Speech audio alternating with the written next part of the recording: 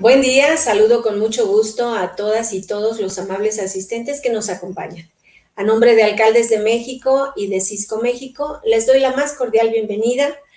Y ya no alargo más esta introducción, iniciemos el trabajo de este seminario y para ello cedo el micrófono a Abel Diego y junto con él a Mauricio y a Juan. Adelante, los escuchamos. Adelante, Abel. ¿Qué tal? Bueno, pues muchísimas gracias. Como bien dice Norma, en esta ocasión queremos agradecer y traer un tema a la mesa de mucha relevancia. Hoy somos testigos todos de lo que ha pasado con esta crisis o con esta pandemia que tenemos y toda la crisis que se ocasionó, pero también nos dimos cuenta cómo la tecnología fue la que nos ayudó a poder mantener la continuidad de muchos de los servicios.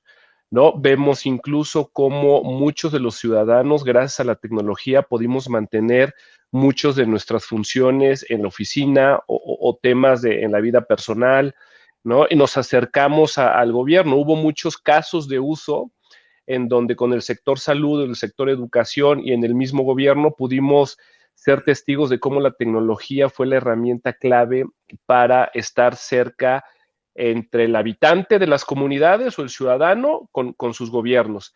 Es por eso que uno de los temas relevantes que hoy queremos resaltar es cómo la tecnología nos ayuda a generar este impacto social. Iniciaríamos la conversación con una reflexión situacional, contextual. Yo les quisiera preguntar a todos en cuál de las dos descripciones que voy a efectuar se sienten actualmente más identificados. Es decir, en cuál de las dos sienten ustedes que nos encontramos mejor descritos.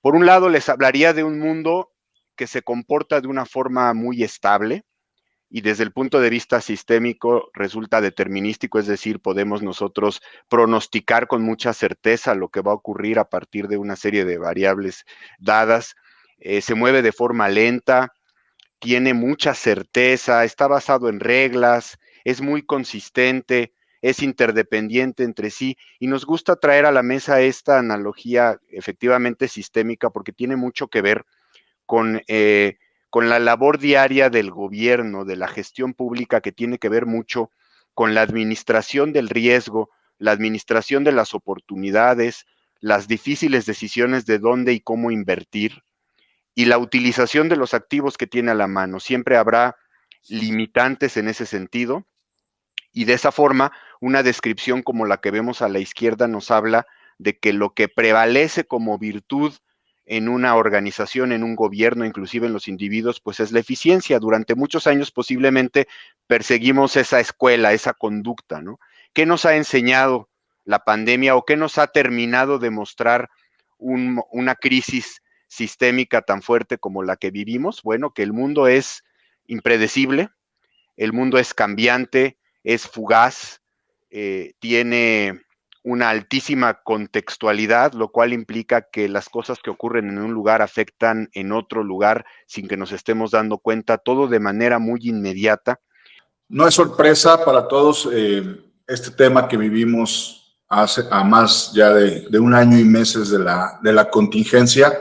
En muchos sentidos nos tomó desprevenidos a todos, no importa el tamaño de la institución, de la organización, todos sufrimos esta etapa distinta en cuanto a cómo fuimos viendo las diferentes etapas de la pandemia, desde el inicio de la crisis hasta ya a la parte del retorno al crecimiento y el próximo normal, y cómo fuimos enfocando como líderes de nuestras instituciones y organizaciones el foco de que tenían que tener las inversiones y los proyectos y procesos que teníamos que estar visualizando.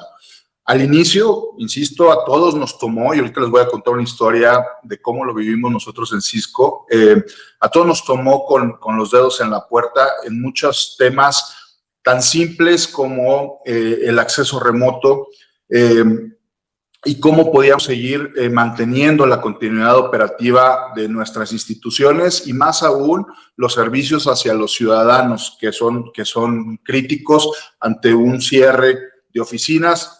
Crucial mantener la continuidad operativa y los servicios, insisto, hacia la ciudadanía. Y eso, pues bueno, nos viene a replantear muchas cosas en el camino, el pensar cómo podemos, ya que estamos ahorita en esta etapa de retorno al crecimiento y que ojalá pronto ya el próximo normal, esperemos pronto pasemos este último bache y ya podamos estar hablando de manera retórica sobre esto.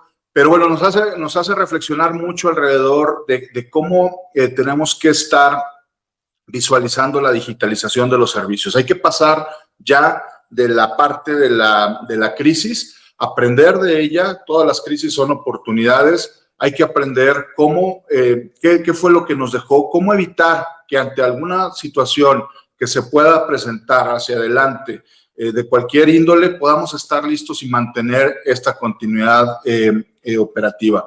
Y hacia adelante, bueno, parte de lo que vamos a ir discutiendo un poco es pues, preguntas tan simples como ¿qué tan útiles son las oficinas hoy en día? Mi estrategia de migración de servicios y de digitalización de procesos es la correcta, estoy haciendo lo correcto.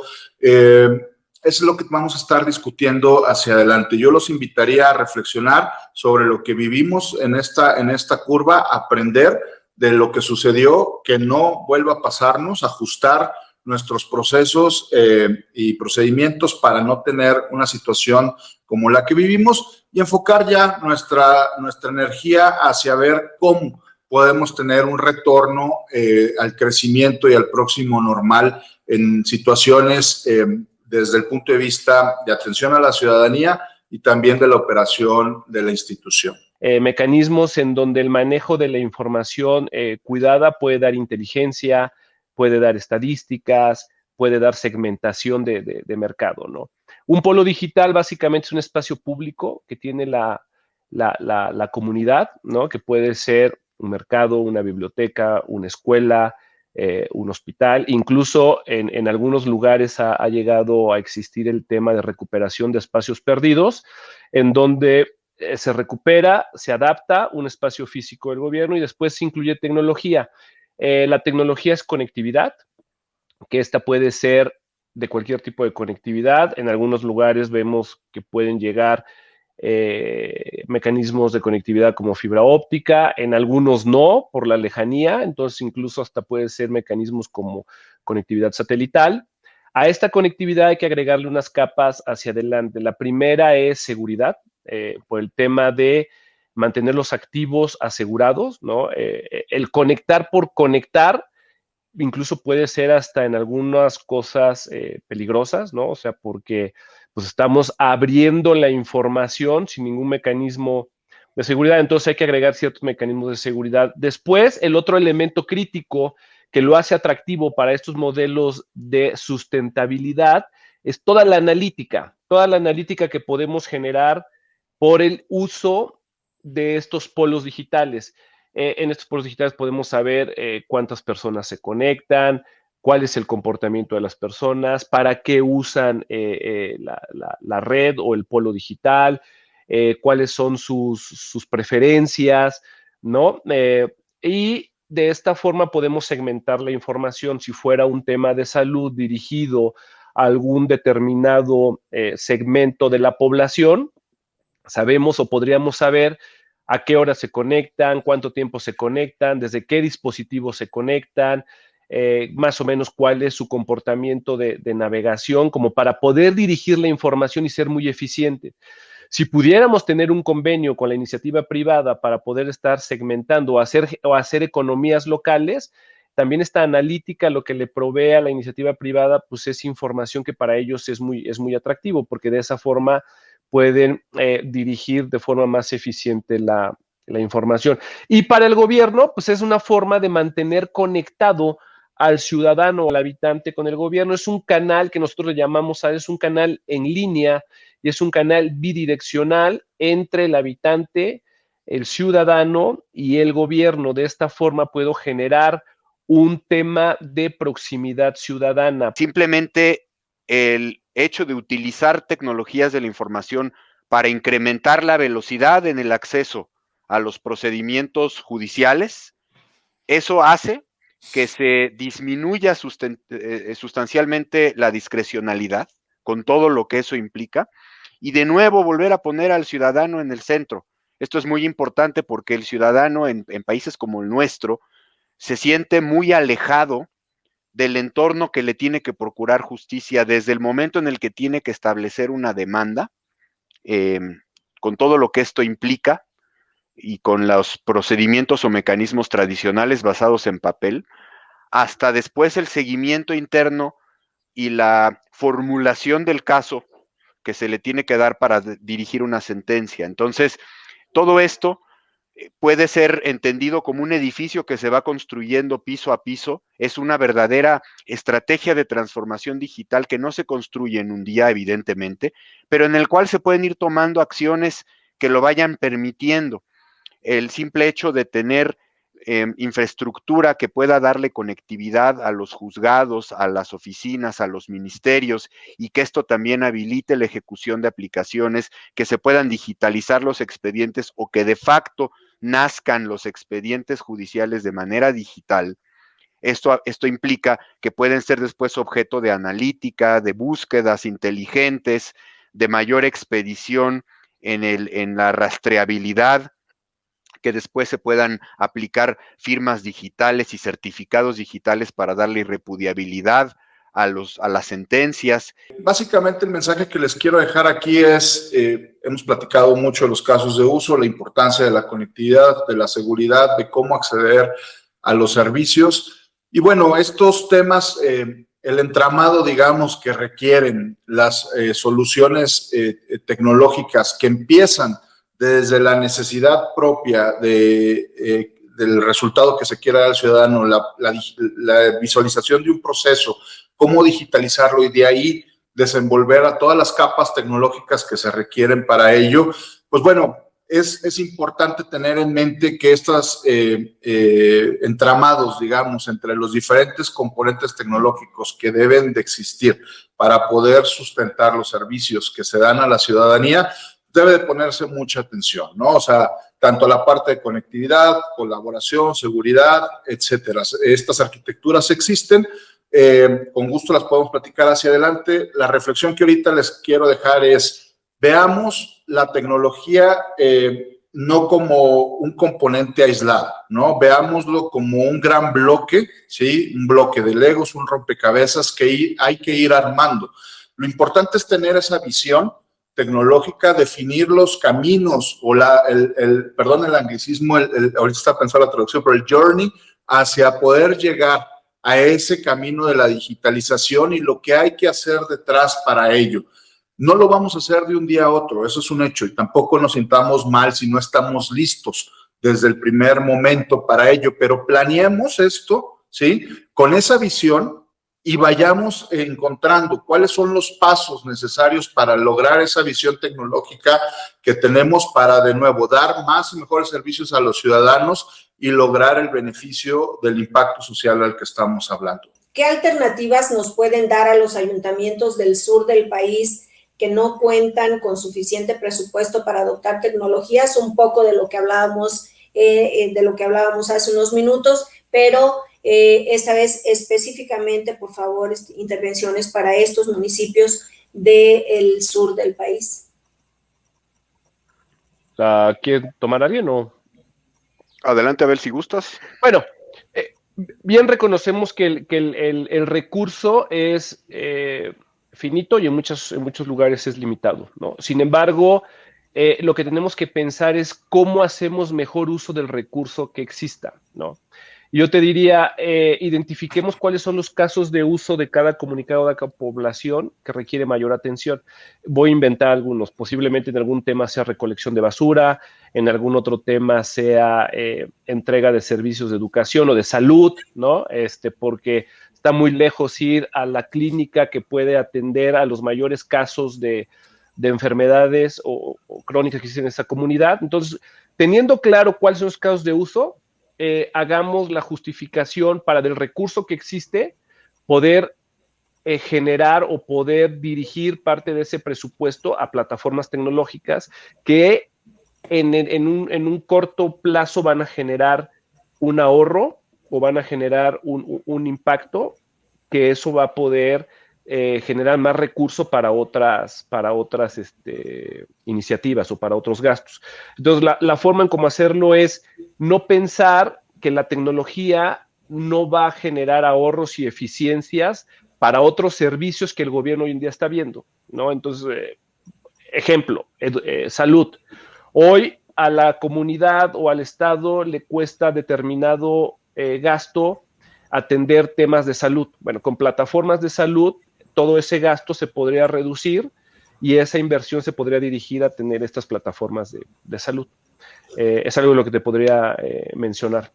Roberto Germán Álvarez, de la Contraloría del Poder Legislativo del Estado de México, pregunta, ¿cuáles son los requisitos mínimos para generar polos digitales en una comunidad?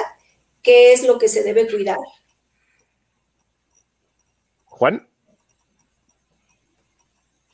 Pues bueno, al final es un espacio que podemos dedicar para que no solo se puedan lograr conectividad donde no existe, sino también proporcionar mecanismos de inclusión digital, ¿no?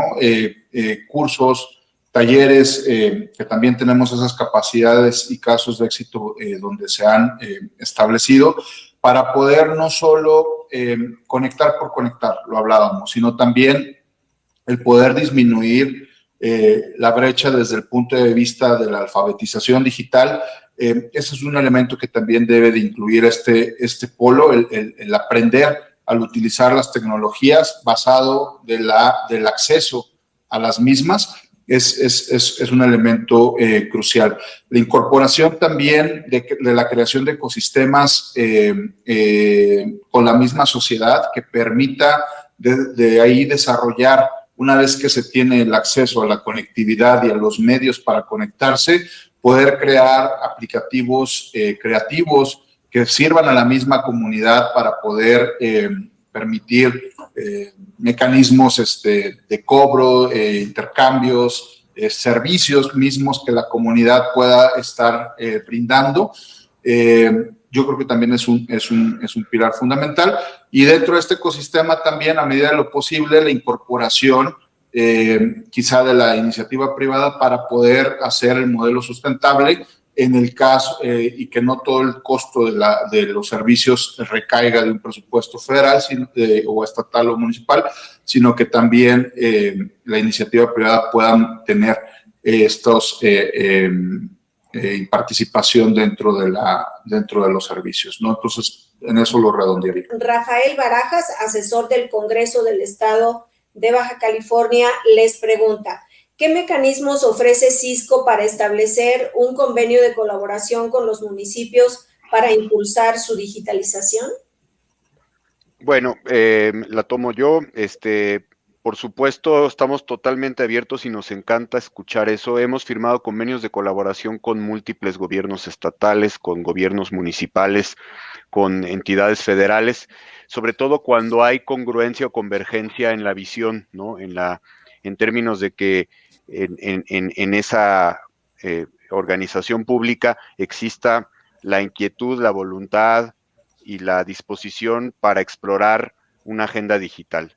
Y si nosotros podemos ayudar, somos los más felices en hacerlo, porque estamos contribuyendo por dos lados, ¿no? Por un lado, justo a la consolidación de la agenda digital de ese gobierno local o de esa entidad federal, y por otro lado, porque sabemos que con nuestra tecnología podemos generar esa diferencia o ese impacto. Entonces, lo que procuramos hacer es que la firma de este tipo de convenios de colaboración o la exploración de estos mecanismos de trabajo conjunto vayan siempre acompasados con algún proyecto muy tangible, ¿no? Ya sea un proyecto de generación de habilidades para la población, como lo estamos haciendo en muchas comunidades, o sea un proyecto de reforzamiento de la infraestructura, o sea un proyecto de descubrimiento de las oportunidades y los riesgos en materia de seguridad informática. Entonces, siempre con una misión muy específica, pero que abone a la visión sustantiva que tiene ese gobierno y que nos permita poner nuestro granito de arena en la construcción de un plan de desarrollo. Agradecemos mucho a las y los servidores públicos que nos acompañaron en esta sesión. Esperamos haya sido provechosa para sus tareas diarias. Seguiremos, por supuesto, invitándolos para hablar de soluciones a los distintos retos que entrañan las diversas áreas de gobierno. Gracias y hasta pronto.